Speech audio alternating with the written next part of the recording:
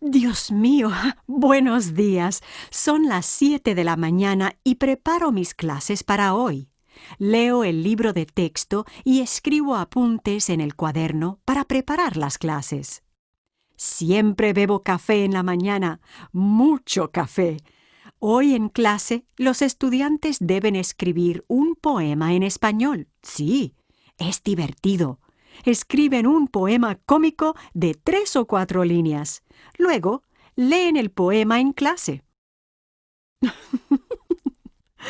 You have already learned several verbs that end with AR and how they are conjugated according to the subject performing the action. Spanish also has verbs that end with ER and IR that are conjugated in a similar fashion. As with AR verbs, to conjugate ER and IR verbs, you must first drop the ER or IR ending before adding the personal endings. Verbs that end with ER and IR in Spanish share the same personal endings except for the nosotros and vosotros forms. Here are examples of an ER and an IR verb conjugated in the present tense and a list of common ER and IR verbs. Comer, como, comes, come, comemos, coméis, comen. Vivir, vivo, vives, vive, vivimos, vivís, viven. Other common ER verbs include aprender, to learn, beber, to drink, comprender, to understand, creer, to believe, and leer, to read.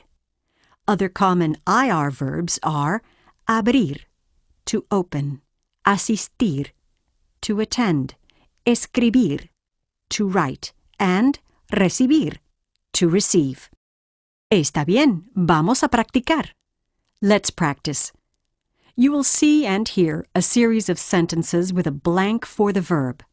The sentences will be followed by 3 choices of conjugated verb forms.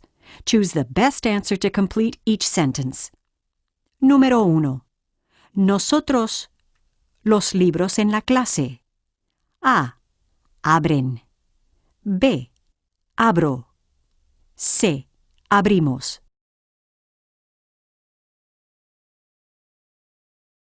Did you say C. Abrimos? Excelente. Número 2. Mi hermana en Guadalajara. A. Vives. B. Vive. C. Vivo.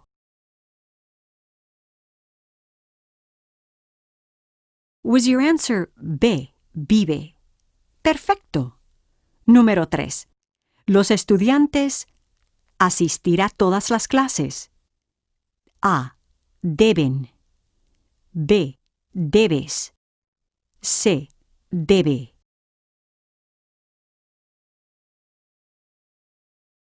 Did you say A. Deben? Muy bien. Número 4. Yo café todas las mañanas. A. Bebe. B. Bebo. C. Bebes.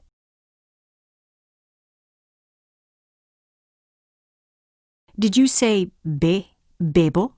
Fantástico. Número 5. Mi amiga, muchos regalos para la Navidad. A. Recibes. B. Reciben. C. Recibe.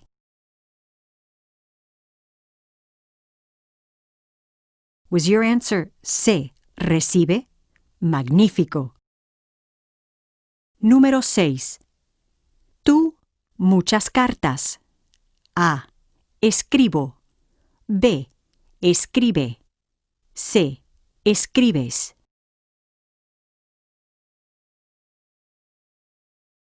Was your answer C. Escribes? Perfecto. You may have noticed that all of the sentences used in this exercise include an expressed subject, such as nosotros, or yo, or mi amiga.